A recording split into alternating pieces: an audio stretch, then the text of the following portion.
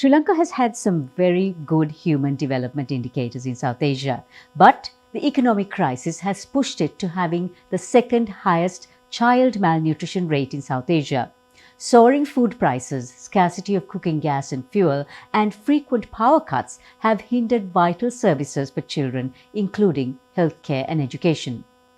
The United Nations launched an appeal to address the urgent needs of the most vulnerable populations, and UNICEF has appealed for $25.3 million to help 1.7 million children in Sri Lanka at the risk of succumbing to malnutrition-related diseases. With us on Let's Talk today is the representative for UNICEF in Sri Lanka, Christian Skoog. Welcome, Christian. It's so good to have you on the show. You've worked in Mexico, in Guatemala, in Haiti, now in Sri Lanka, and you would, I'm sure, realize that children are the most vulnerable in crises and also the most forgotten.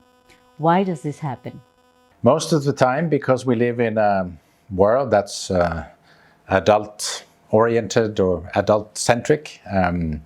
Adults make decisions for children. Children don't really have a voice.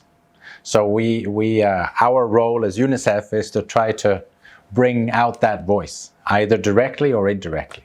They are supposed to have a right to be heard, for their opinion to be taken into consideration. So that's what we are pushing for, and that's why they're many times forgotten, because people don't.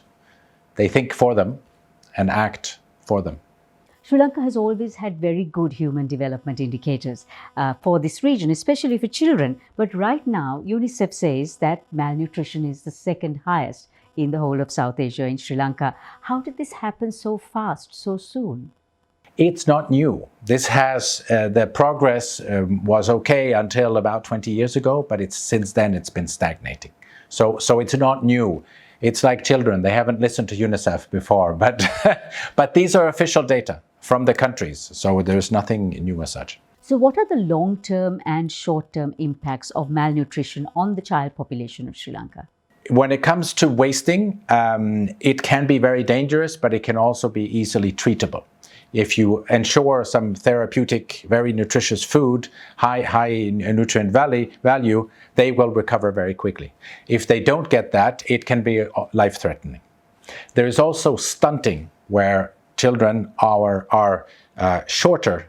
They don't grow normally. That's not life-threatening, but it affects you for life, because it reduces your growth, both cognitively and physically. So it's an obstacle for a whole life. But wasting is acute, but also easily treatable. Now, in the immediate, what can be done to change things around for our children suffering from malnutrition or are vulnerable to it?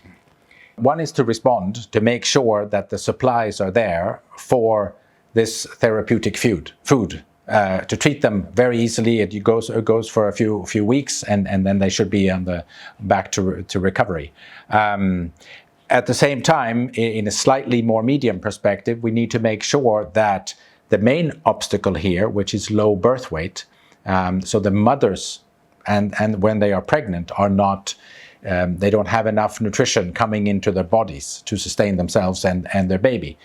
So we need to make sure there is closer monitoring and supplement given to pregnant women. Then there are also how you feed or the feeding practices, that to make sure that babies after breastfeeding, after 6 months of exclusive breastfeeding, get nutritious food. So given there's a food crisis looming around the world, and Sri Lanka is no exception, what should policymakers have as their priorities in decision-making to at least limit the impact of hunger and thereby malnutrition on our child population? As well. So get the food production back on track, making sure the supplies to treat nutrition are there, but also to prevent it, much cheaper to prevent. So make sure that some of these feeding practices are adopted or sensitized to the population so that they can adopt them, and focus specifically on pregnant women, that they get the nutritious support for them and for their babies. So getting food production right, preventing this in some way, and so that we are able to get food on the table, nutritious food on the table, and ensure that the mums or expectant mums have good nutrition, so that the children born are healthy. Yes. Yeah. 3 good things to Very remember. simple. Yes. Yes, thank you very much, Christine. Thank you. My pleasure. If you like what we have, subscribe and follow us on YouTube, Facebook, Instagram, and LinkedIn.